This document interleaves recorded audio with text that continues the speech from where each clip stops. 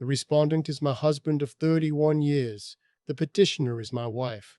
I remember reading those words on the court document and just sitting there at my kitchen table for a long time, not crying, not angry, just still, like when you've been running for so long that when you finally stop, your legs don't know what to do. My name is Arthur. I'm 63 years old. I spent my whole working life as a structural engineer. The kind of man who checks his load calculations 3 times before signing off because if you're wrong, buildings fall. I believed in precision. I believed in systems. I believed that if you built something carefully enough, it would hold. I built my marriage the same way. I was wrong. Her name is Pamela. We met in 1993 at a mutual friend's barbecue in Raleigh. She was laughing at something, and I thought, I want to be near whatever makes a person laugh like that. We were married 14 months later. Our daughter Renata was born in 1996. Our son Gregory came along in 1999. For a long time, it was good. I'm not going to pretend the whole marriage was miserable, because it wasn't. We had real years together, vacations down to the Outer Banks, Christmas mornings that I still think about. I coached Gregory's Little League team for 3 seasons. Pamela volunteered at Renata's school. We were, by every measure anyone could see, a normal family. The trouble started. Or at least, the trouble I could see started. Or at least the rubble I could see started. Around 2014. That was the year my firm offered me a senior partner position that came with the travel requirement. 3 weeks out of every 6, sometimes more. Projects in Atlanta and Houston and Phoenix, big infrastructure work, the kind that doesn't come along twice in a career. Pamela said, "Take it," she said. "Arthur, we need the money, take it." So I took it. What I didn't understand until much later was that "we need the money" meant something very different to her than it did to me.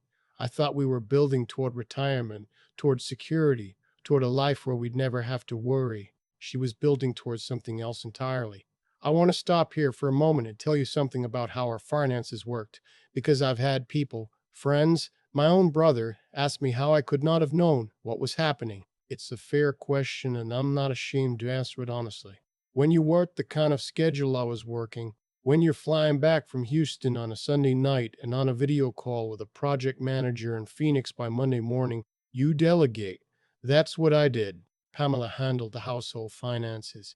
She paid the bills, she managed the joint checking account, she handled the credit cards. I trusted her completely.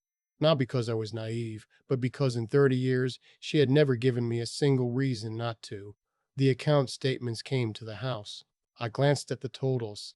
Everything looked fine because she made sure everything looked fine. What I didn't know was that fine was a performance. In 2016, Pamela quietly opened a brokerage account in her name only.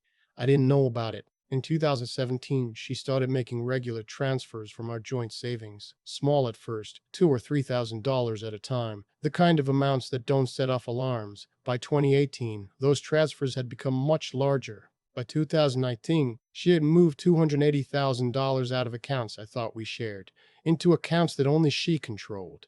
I want you to understand that number. $280,000. That was the college fund we'd built for Gregory, who was still 2 years away from finishing his degree. That was a significant portion of what I thought of as our retirement cushion. That was money I'd been away from my family earning, on planes and in hotel rooms and on construction sites, in the July heat for the better part of a decade. I didn't know. I genuinely did not know.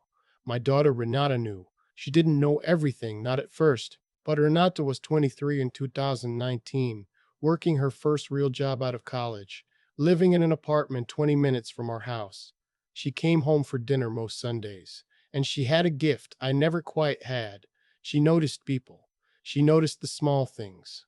The way a mother would go quiet when certain phone notifications came in. The way a second cell phone appeared in Pamela's purse that Pamela explained away as a work phone, even though Pamela hadn't worked outside the home in 15 years. The way, when Renata asked about our retirement plans one Sunday evening, her mother changed the subject faster than the question warranted. Renata didn't say anything to me. Not then. She told me later that she didn't want to be wrong. She said, "Dad, if I'd come to you with a suspicion and I was wrong, it would have destroyed something." So instead of coming to me, she started paying attention. She kept notes. She screenshotted things she could see on shared family accounts before she was removed from them. When her mother left her phone on the kitchen counter once and walked out to get the mail or not to photograph the screen, she wasn't even sure why at the time. She said it just felt like something she might need later. She did this for 2 years. In the spring of 2001, Pamela sat me down and told me she wanted a divorce. She was calm about it, prepared. She had already spoken to an attorney. She told me that up front. She said the marriage had been over for years, that she had been unhappy for a long time, that she had tried to make it work and couldn't. She said it kindly, in the way that people have rehearsed something. I sat across the kitchen table from this woman I'd been married to for 27 years, and I felt like I was watching a stranger perform a scene from a movie I hadn't seen. I didn't yell. I didn't cry. I think I asked, "Is there someone else?" And she said no without blinking. She was lying. I know that now. What followed was 8 months of the most disorienting experience of my life. I moved into a rental apartment in October of 2021. I hired an attorney, a man named, well, I'll just call him my attorney. He was thorough and careful, and he told me in our first meeting that in North Carolina, assets accumulated during a marriage are subject to equitable distribution, which generally means a fairly even split. Based on what I understood our assets to be, I wasn't going to be left destitute. Uncomfortable, yes. Starting over at 60, yes. But not destitute. Then my attorney started pulling records. The first conversation where I understood something was seriously wrong. He called me on a Tuesday afternoon and said, "Arthur, I need you to come in and look at some documents." His voice had a particular quality to it. I'd heard that voice before from engineers on job sites when something in the foundation wasn't right. I went in the next day. He had printed bank statements, account histories, transfer records. He walked me through them the way you walk someone through a difficult diagnosis. Slowly, making sure I was following each step before moving to the next. Over the course of our marriage, specifically in the years between 2016 and 2021, a total of $284,000 had been moved from marital accounts into individual accounts controlled solely by Pamela.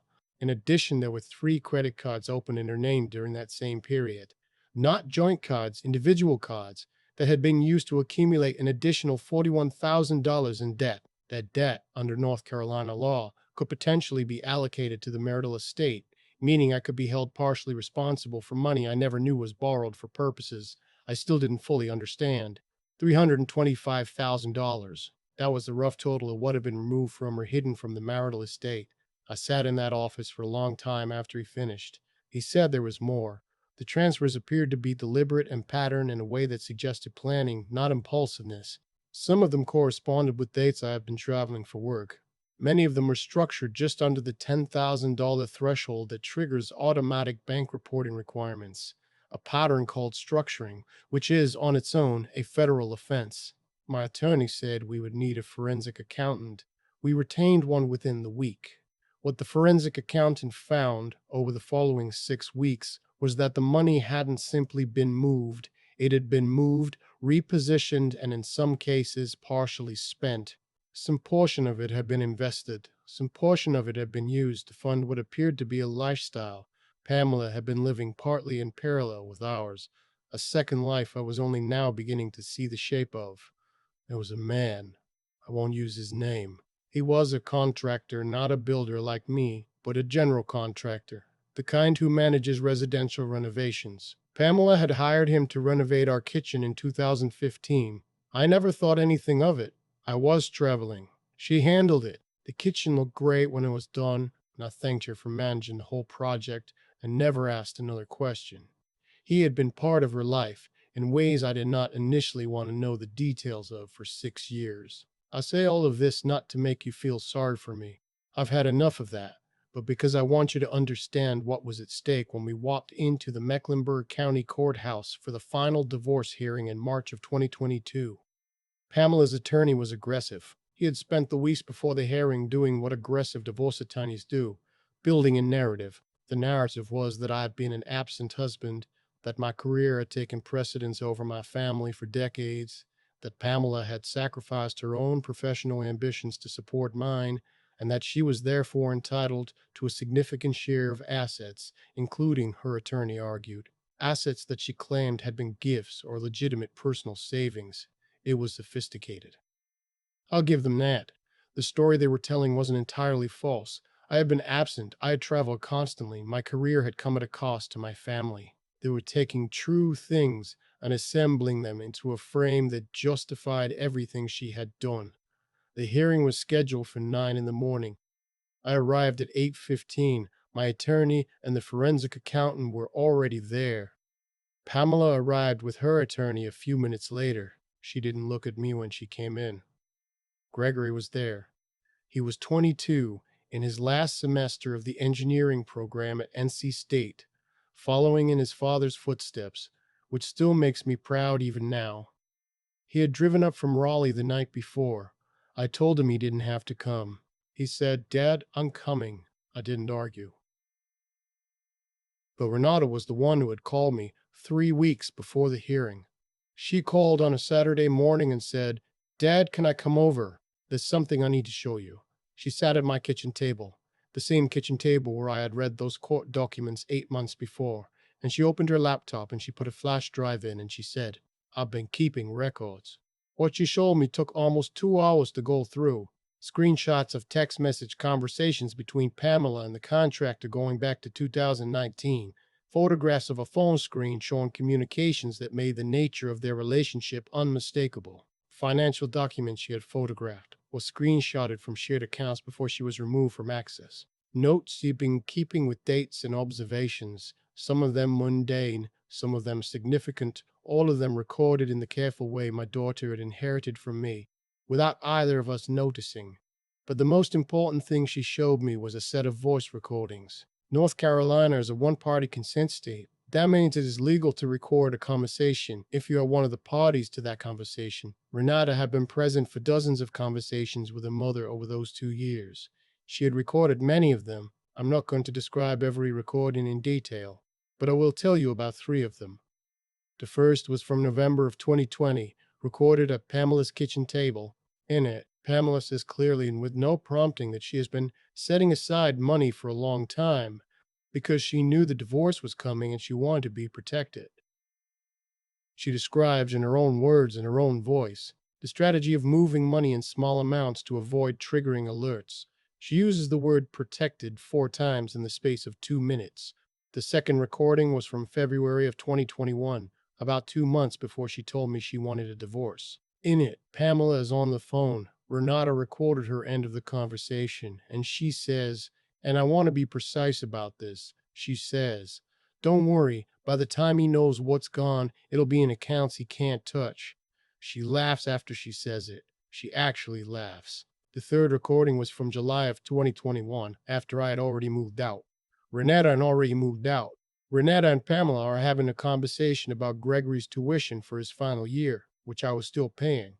Pamela says, in the recording, "Your father's fine. He makes plenty. He can figure it out."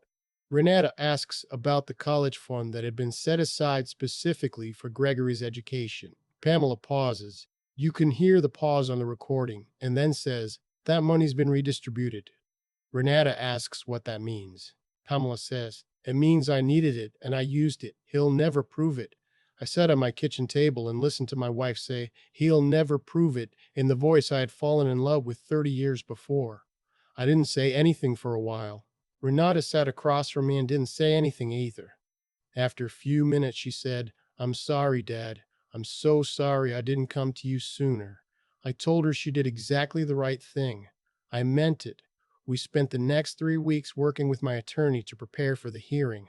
The recordings were authenticated. The forensic accountant was briefed on the new material. We built a complete picture, not just that money had been moved, but that it had been done deliberately with intent to defraud the marital estate over a period of years. I did not tell Pamela or her attorney what we had. On the morning of the hearing, we sat on opposite sides of the courtroom. Pamela's attorney opened with the narrative they had built: the absent husband, the sacrificed career, the deserving wife. He was polished. He had clearly done this many times. My attorney let him finish. Then he said, "Your Honor, before we proceed with standard testimony, we have evidence we'd like to introduce." Pamela's attorney objected immediately. The judge asked what kind of evidence. My attorney said audio recordings, financial documentation, and forensic accounting analysis establishing a pattern of deliberate marital asset dissipation over a period of approximately 5 years. I watched Pamela's face. She had been sitting composed and patient through her attorney's opening. When my attorney said audio recordings, something changed. It was small, just a tightening, just a stillness that was different from the stillness before. She turned very slightly toward her attorney. The judge allowed the introduction of evidence. My attorney called the forensic accountant first. The accountant walked through the financial picture methodically, the transfers, the structuring, the timeline, the accounts. Pamela's attorney cross-examined and tried to characterize the transfers as legitimate personal savings and gifts. The forensic accountant was unflappable. She had seen this before. She answered every question with documentation. Then my attorney said he wanted to introduce the audio recordings. Pamela stood up. Her attorney grabbed her arm, grabbed it, physically, and she sat back down. But for just a moment, she had started to stand. The judge reviewed the chain of custody documentation for the recordings. My attorney explained the legal basis under North Carolina's one-party consent statute. Renata was called briefly to authenticate the recordings as conversations she had personally participated in and legally recorded. Pamela stared at her daughter during Renata's testimony. Renata did not look at her mother. The recordings were played. Not all of them. The judge had reviewed summaries and selected the portions most relevant to the legal questions before the court. But the three I told you about, those were all played. When "He'll never prove it" came out of the courtroom speakers in Pamela's own voice, her attorney put his pen down on his legal pad and did not pick it up again for a long time. The judge recessed for 30 minutes. When she returned, she ruled from the bench, an unusual step that signaled she had heard enough not to need further deliberation. The prenuptial agreement Pamela's attorney had been arguing entitled her to certain individual assets was rendered largely moot by the fraud findings. The judge ordered a full forensic accounting of all marital assets, froze all accounts pending final resolution, and referred the matter of financial structuring to the district attorney's office for potential criminal investigation. Pamela was not arrested in the courtroom. I want to be accurate about that. But she was served with a notice of criminal referral as she left. Her attorney looked like a man who had just realized the house was built on sand. That was 14 months ago. The criminal proceedings moved separately from the divorce. In the end, Pamela pled guilty to 2 counts of marital fraud and 1 count of financial structuring. She was sentenced to 36 months of supervised probation, ordered to make full restitution of the $284,000, and barred from leaving North Carolina without court permission for the duration of the probation. The contractor, her partner in all of this, was separately investigated for his role in receiving some of the transferred funds. That case is still ongoing. I'm not going to tell you I felt triumphant. I have read the comments on videos like this one, and I know people want the ending where justice feels clean and satisfying. And there was something, when the judge read her ruling, something in me exhaled that had been held tight for years. But it didn't feel like winning. It felt like surviving. It felt like finally being allowed to stop. Gregory graduated in May. I sat in the stands at Carter Finley Stadium and watched my son walk across that stage, and I cried the way men cry when they've been holding it for too long, and something finally cracks it open. He shook my hand afterward, and then he hugged me, a real hug, not a pat on the back hug. And he said, "We made it, Dad. I'm 63 years old. I live in a smaller house now, a 2-bedroom place in a quiet neighborhood outside of Charlotte. I have a porch. I drink my coffee on that porch every morning and I watch the light change, and I think about what I want the next chapter to look like. It's an unfamiliar feeling thinking about the future without dread. I'm still getting used to it. Renata comes over on Sundays. We cook together. She has her mother's laugh and her father's stubbornness, and she is, without question, the reason I came out of this with anything left. I've told her that. She tells me to stop being dramatic and pass the olive oil. I want to say one thing to anyone watching this who might be in a situation that feels anything like mine. You do not have to know everything to protect yourself. You do not have to be suspicious of the person you love to keep your eyes open. Review your accounts, both of you, together. Not because you don't trust your partner, but because shared visibility is the foundation that holds things up.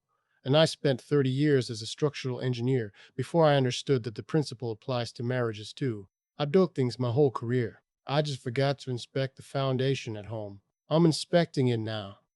I've been thinking a lot lately about what I actually taught my children. Not the things I intended to teach, but the things they absorbed by watching me live. I taught Gregory to show up. Every little league game I coached, every engineering textbook I left on the coffee table, every time I came back from a week in Houston and sat down at the dinner table like it mattered, that was a lesson. He became an engineer. He finishes what he starts.